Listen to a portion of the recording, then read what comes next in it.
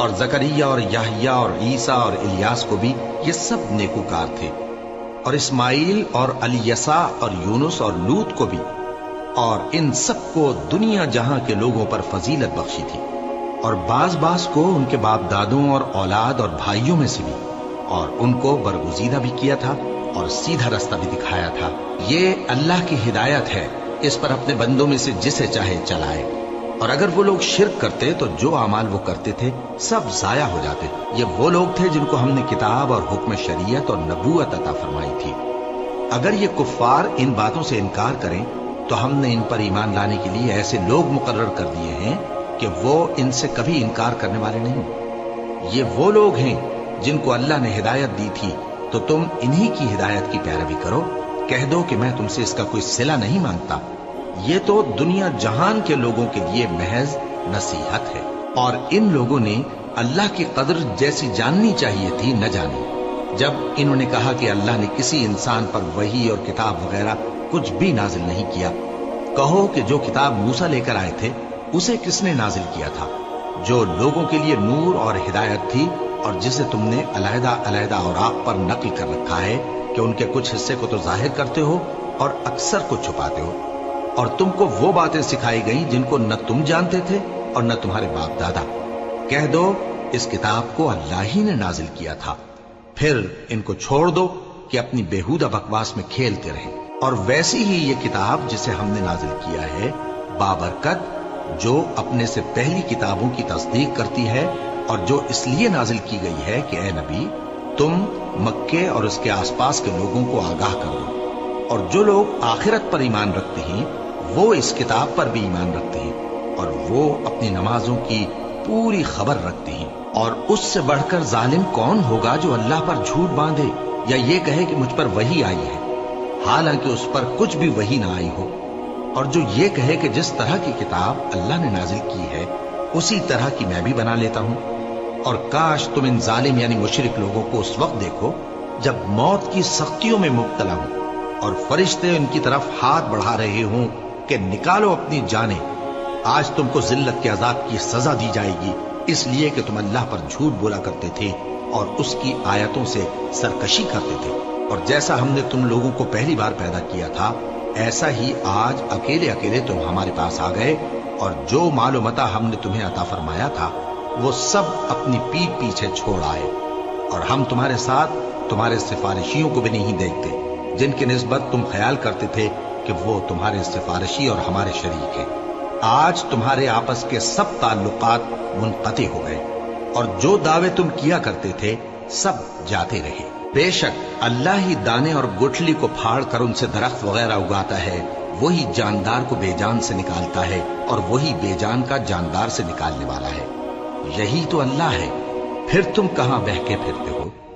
وہی رات کے اندھیرے سے صبح کی روشنی پھاڑ نکالتا ہے، اور اسی نے رات کو موجب آرام ٹھہرایا اور سورج اور چاند کو حساب کا ذریعہ بنا دیا۔ یہ اللہ کے مقرر کیے ہوئے اندازے ہیں، جو غالب ہے، علم والا ہے۔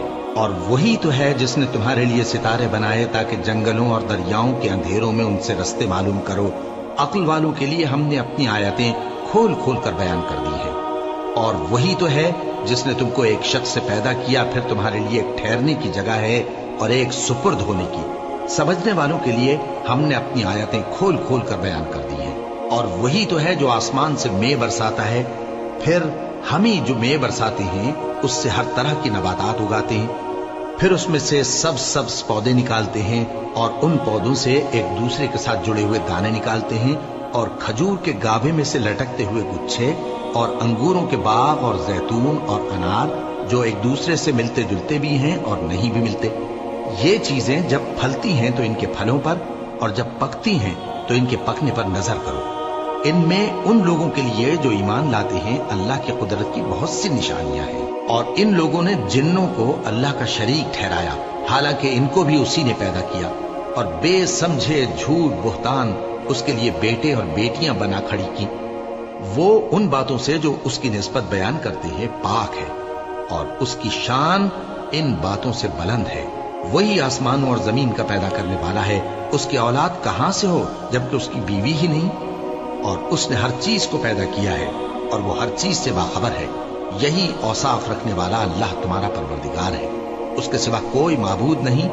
वही हर चीज का पैदा करने वाला है, तो उसी की इबादत करो, और वो हर चीज का निगरां है।